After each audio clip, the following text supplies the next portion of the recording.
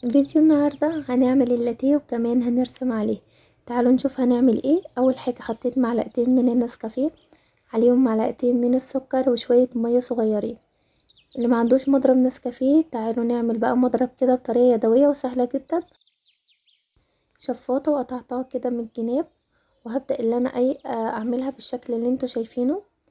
بجد بتعمل نتيجة تحفة جدا، بس هي الصراحة بتاخد شوية من الوقت. انا فضيتهم في كوبايه غويطه شويه عشان كانوا هيبهدلوا لي الدنيا. ضربتهم كويس وكانت بجد يعني نتيجتهم تحفه. هعمل اللبن كده شويه فوق. اول حاجه هننزل النسكافيه بتاعنا بعد ما ضربناه، وبعد كده هنزل باللبن بالراحه، وفي الاخر هبدا اللي انا اعمل الحركات. انا عايزه اعمل كلب لولو كده صغنن. آه عملت الاول الجسم، وخليت الايد بتاعه النسكافيه كانها الديل بتاعه كده مرفوع، وهبدأ بقى عملت له الودان طويلة من الجناب، وعملت له العين اهو.